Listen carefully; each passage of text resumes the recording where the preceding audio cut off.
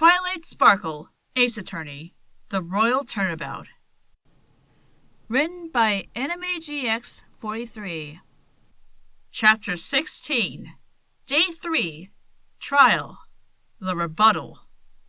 Using the evidence that cleared up many of the contradictions in the case, Twilight was proving that it was Star Cestus that attacked Prince Blueblood and not Rarity. But when it seemed that she was about to win, Cestus made an objection. This is exactly why we should be using real lawyers and not fat cats who just want to play pretend. They can't seem to see the big picture. What are you talking about? The fact that your hoof prints are missing on the ladder means that you wiped them off. Freeze! In a court of law, evidence proves whether you're right or wrong, not the absence of the evidence. Then how do you explain your missing hoof prints? I don't know. Maybe I slid down the ladder and accidentally wiped them off. I mean, it's possible. Maybe. Is it evidence? No, I don't think so. If you really think I did it, you'll need actual proof, pal. Twilight slammed her hooves on the table. I've been waiting for you to say that. You want proof? Fine. I'll even use the very same evidence you gave me. What? This piece of evidence you gave me will prove you were involved in this crime. Take that! Before the trial, you gave Spike a basket of gems to eat. Your little dragon friend eats jewelry? Ugh, that sounds painful coming in and out. It's actually normal for dragons. Anyway, before the trial, Cestus gave me a basket of gems, which had this crystal in it. As soon as he saw the crystal, Cestus jumped back in shock, then regained his balance by slamming his hoof on the witness stand, causing it to shake again. That's... This here is the scrying crystal that was missing from Prince Blueblood's room. It was found in the same basket that... Objection! That can be any old crystal. All we need to do is bring this to some pony who works at the Gilded Horseshoe, and we'll know for certain. The audience were once again impressed with Twilight's findings. The trial stopped moving as they all began to talk loudly. As Twilight smiled with confidence, Discord began to freak out. Twilight was winning the trial, and every pony knew it. Every pony but one, however. Freeze! You're quite confident in that trinket, aren't you, pal? So, if what you're saying is true, then that crystal should be able to show me fighting the prince, right? Oh no, he didn't figure it out already, did he? Oh my, he's right. Please, if it's the same type of crystal you showed me before, please, play this one as well. Twilight said, who knew that her evidence was about to be worthless. Well, the thing is, it's kind of broken. To explain, Twilight took the crystal out and activated it. Normally, it would show everything that was recorded, but since it was damaged when Spike ate part of it, all that appeared was static. Therefore, the footage itself couldn't prove anything. I thought so. That scrying crystal has nothing to do with this case. Objection! No! You gave me and Spike this crystal earlier today. We found it in the exact same basket you gave us. That makes this solid, concrete evidence. Twilight was on a roll, and she refused to give in. Cestus was persistent and wasn't willing to surrender. When it became clear that Discord wasn't prepared to step in, he decided that he had to defend himself. Your Honor, I like to make a rebuttal for the princess. I want to explain to her why I couldn't possibly be the one you are after. The doctor nodded in agreement. Very well. You may have another testimony, and the defense will get another cross-examination. Just what is he up to now? Witness testimony. Star Cestus' rebuttal. I won't deny that I gave Spike some gems to eat, but the basket had nothing but quartz crystals, and you can't prove otherwise. I'm even under the impression that your scrying crystal is fake. If that's not enough, one more piece of evidence you have proves my innocence. A rather vague rebuttal, but I guess that's what a cross-examination is for. Miss Sparkle, you may begin. This is the first time I haven't been looking forward to a cross-examination. I'm afraid to hear what he's actually trying to say. Cross-examination. I won't deny that I gave Spike some gems to eat, but the basket had nothing but quartz crystals, and you can't prove otherwise. Dang it! He's admitting he gave Spike the basket, and I really can't prove he put the scrying crystal in it. Although, I do have some other questions to ask. I'm even under the impression that the crystal is fake. Hold it! You think the crystal is a forgery? What proof do you have? You claim it had footage of me attacking the prince. You claim I hit it with your dragon's breakfast. And you claim that it's the exact same one that was found in the prince's room. You claim so much, but you yourself have no proof. Like, come on, face it, it's over. You have nothing. Just nothing. Objection! Now that proves that this is fake. So it was simply a coincidence that the damning piece of evidence you have doesn't work? You can do whatever you want with it, but unless you can really prove that it was on the crime scene, this court can't accept it as evidence. The Commissioner's right. If that crystal can't be linked to the crime scene or this witness, then the court will have no choice but to dismiss it as evidence. Ugh! I really can't prove anything! That was my ace in the hole! If that's not enough, one more piece of evidence you have proved my innocence. Hold it! Enough cryptics! Tell us what it is! Cestus smiled and chuckled as Twilight made her request. It gave her a very uneasy feeling. Do you remember why we suspected Miss Rarity in the first place? The evidence that brought her into court in the first place? 'Cause I want you to, please answer this question very, very clearly, okay? Why she was brought in? Twilight thought about it for a moment.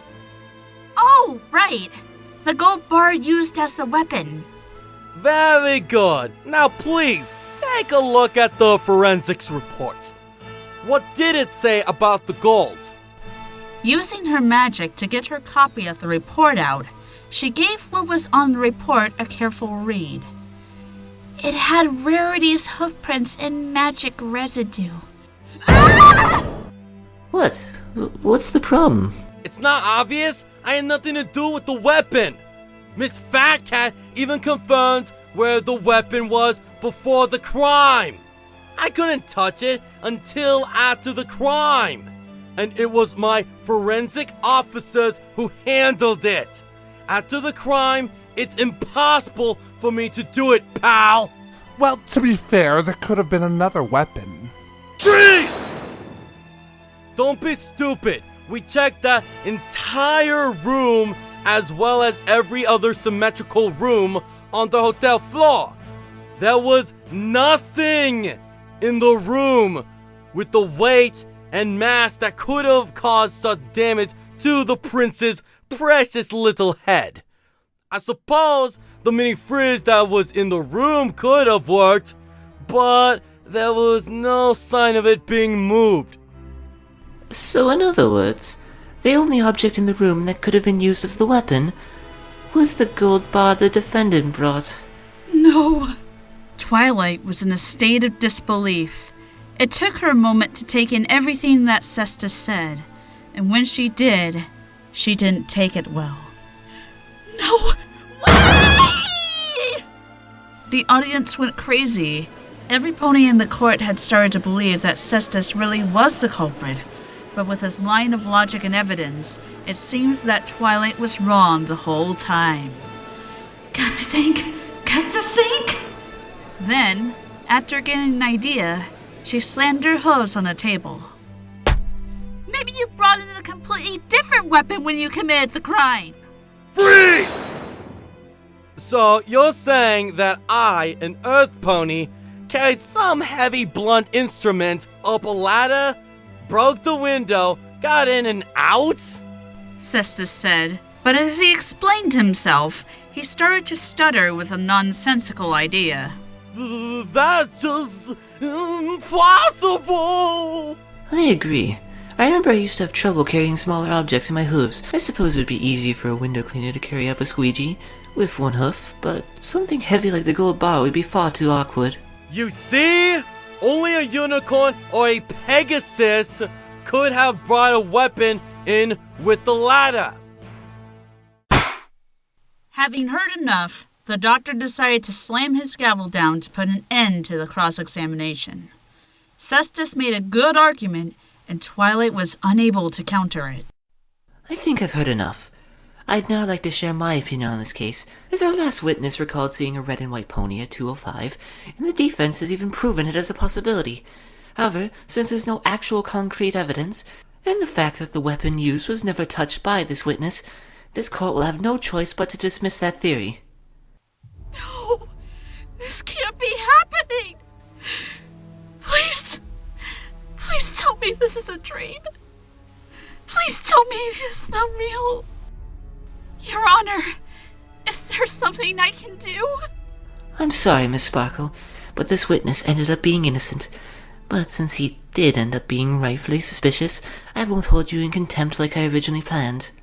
It doesn't matter. This trial is as good as over. Look at the bright side. Miss Rarity will be viewed as a martyr for what she did to that prince by my officers and their friends. She'll be known as a true pal. I mean, does that sound bad? I mean, I guess it does for her, but hey, at least you tried. Think, Twilight Sparkle, think! She was starting to lose the trial right when she was making the turnabout. She thought hard, very hard. When she was done thinking, I can't think of anything! The doctor lowered his head to think, but he didn't take long like Twilight did. I suppose this means the defense has no more arguments. It's a shame. As the judge, I will have to favor the guilty verdict. Are you certain you have nothing more to say on behalf of your client? I guess this is it. There's nothing left I can do. I pressed every witness.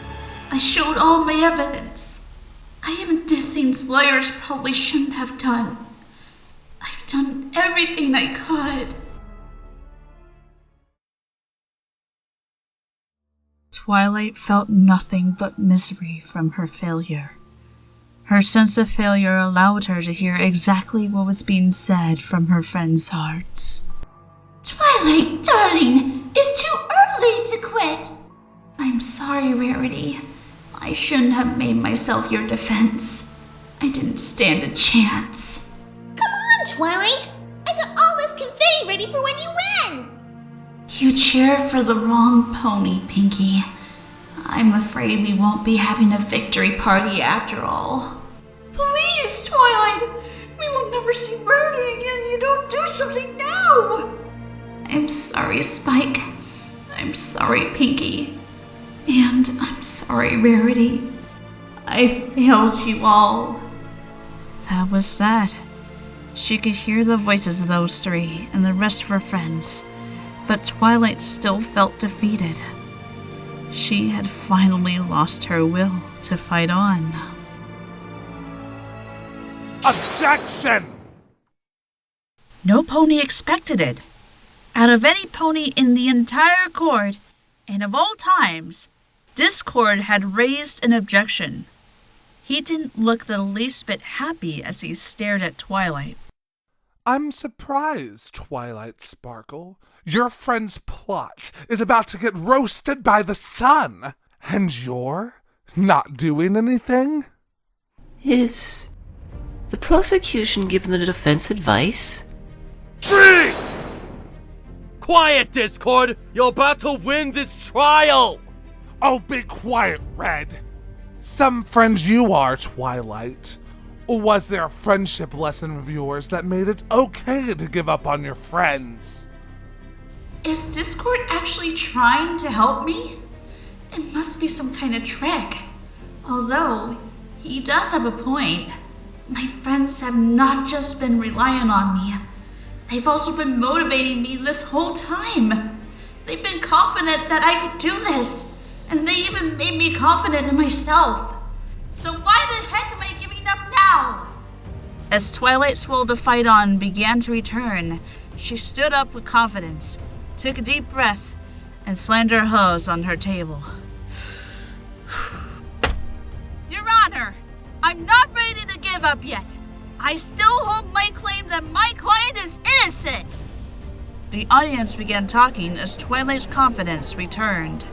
The doctor was surprised, Cestus was angry, and Discord, surprisingly, had his arms crossed and was smiling. You can't possibly still think she's innocent! We've been over this, pal! She's the only one who could have done it! As it is, Red is right. Tell us, Miss Sparkle, how can Rarity be innocent when Cestus still is as well?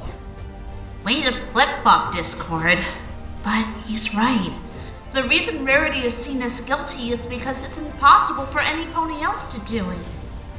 Twilight had to think, but even though it still seemed like a lost cause, she knew that Discord, as scary as it was to admit, was right. She had to stay strong to defend her friend until the bitter end. That's it! Instead of proving that Rarity couldn't have done it, I should prove that Star Justice could do it. I'll have to turn my way of thinking around to do this. Ready to brainstorm one last time, she closed her eyes, focused her mind, and completely separated herself from reality, entering a state of clear-mindedness to think thoroughly how the crime could happen. Revisualization. Being an extremely organized pony as Twilight, she turned her own mind in a mental map of the entire case. Every nook and cranny was displayed on her mind as she began to think through the case. Let's summarize the facts. A pony used Cestus's ladder to climb up, broke into Prince Blueblood's room, and knocked him out, nearly killing him. Regardless of who did it, Rarity was found inside and was arrested. Earlier than that, Diamond Tiara saw the culprit at 2:05, or so she claims. The scrying crystal, however, makes it clear that Rarity was in her room until 2:12. Those are the facts. Since Diamond's testimony contradicts Rarity's alibi, it's been assumed that she was mistaken at the time. What time did she see Rarity?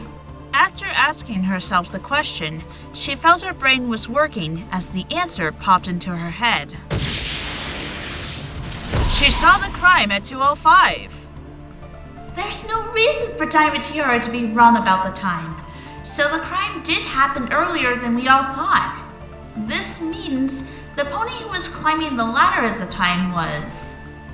Once again, Twilight's brain felt a rush as the next answer to her question appeared. Star Cestus climbed the ladder. Just as I thought. Only Cestus would have been able to climb up the ladder. That window would have been his only way inside. Wait, that still doesn't explain how Rarity got in. The door was locked, and there's no way an unconscious Blueblood would have answered the door. Twilight had to think harder for that mystery. Wait, Cestus would have been in the room. He could have unlocked it. But why? There were several different possibilities, but only one made any sense to Twilight. Thus, her way of thinking allowed her to move forward. He was trying to escape. That makes sense. He could have tried to leave through the door, but changed his mind at the last moment. He probably didn't want to be seen, so he went back out the window. I remember Giant Hand saying he didn't see the ladder at one point, so Cestus must have knocked it down on his way out. But now... There was still one unsolved mystery that, despite Twilight's past logic, still made it impossible to prove Rarity's innocence. That damn gold bar! It's impossible for Cestus to have used it. Even I had to admit that. But if that isn't the weapon, then what was? He couldn't bring anything as heavy as a gold bar with him up a ladder. This was the hardest part of the brainstorm. Only something with great mass and weight could have done the damage that the prince took, and Twilight had to figure out what it was. Wait, maybe he didn't bring a weapon after all. Maybe we've been misled this whole time. Maybe the weapon... As Twilight's final question became answered, a major rush of logic surged through her head. After a long and thorough thinking session, the answers all became clear. There was no weapon! That's it! If it really was impossible for a weapon to be brought, then there was no weapon at all!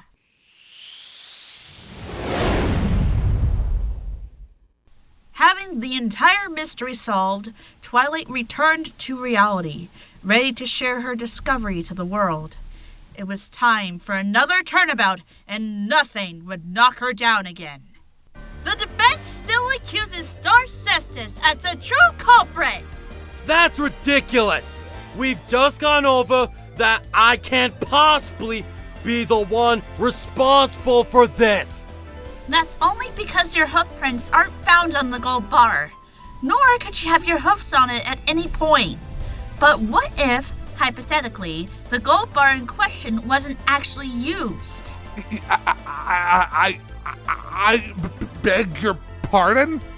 We have a witness who claimed to have seen the attacker 7 minutes before Rarity lost her alibi, and a ladder with no prints on it, which would both make Star Cestus the suspicious one, not Rarity.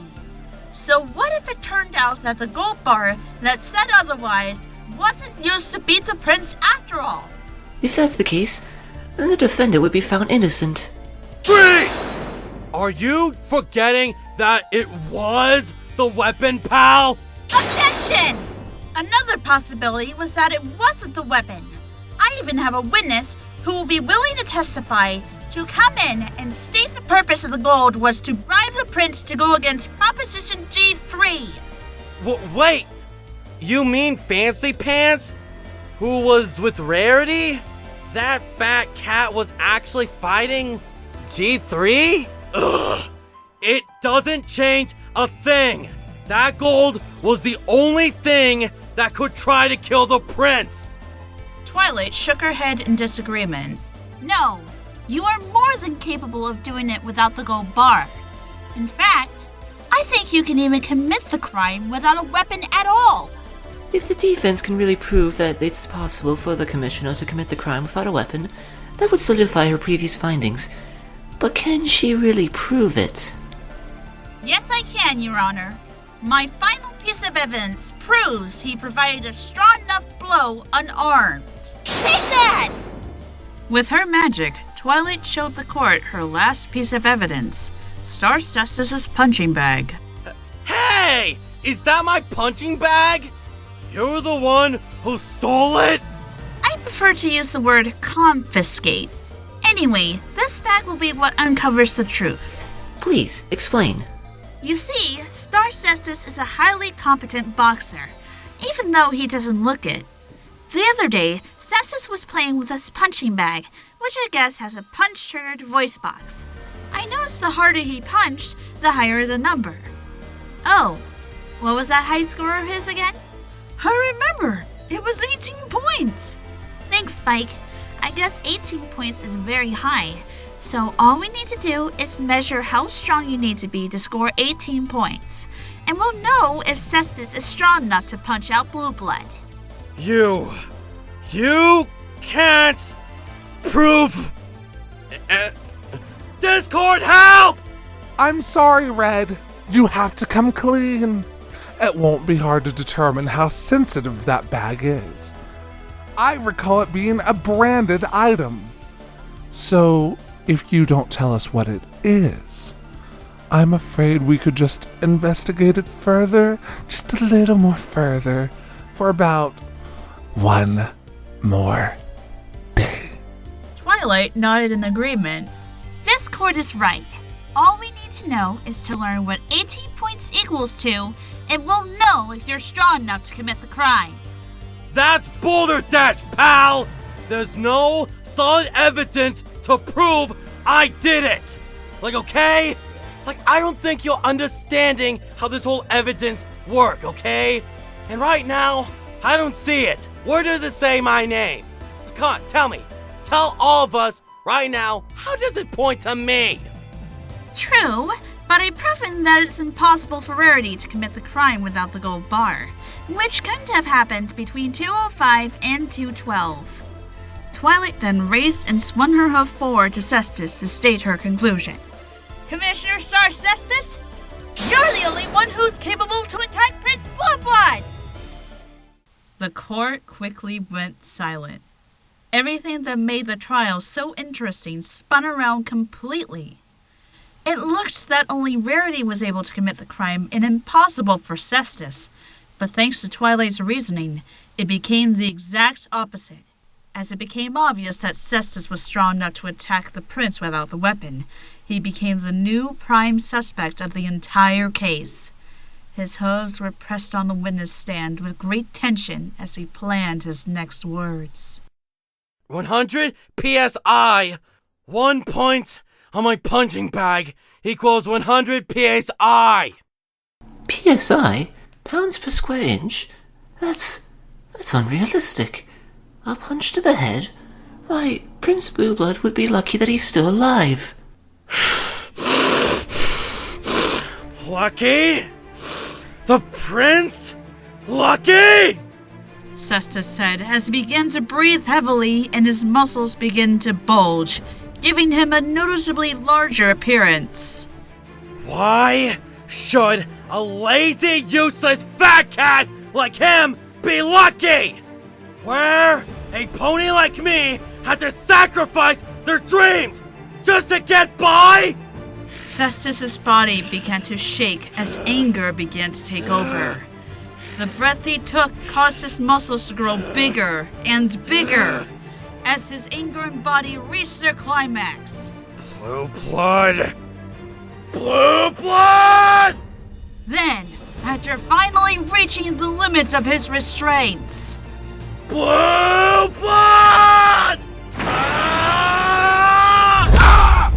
After screaming at the top of his lungs, he ran his right hoof back and slammed it directly into the witness stand, using all of his strength and rage to smash right through it, causing it to shatter into a million pieces. The shock from the punch could be felt by every pony in the room, including the omnipresent Discord.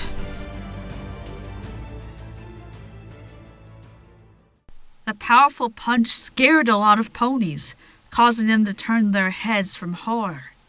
But as soon as their eyes went back to Cestus, they saw what remained of the stallion. A small, frail-looking pony, standing on his back hooves after smashing through the witness stand with his true strength. With nothing left to help him hold his balance and no more strength to support himself, the little red pony fell over what was left of the witness stand. Star Cestus had practically confessed his crime. Twilight Sparkle had finally won the trial. To be continued one last time.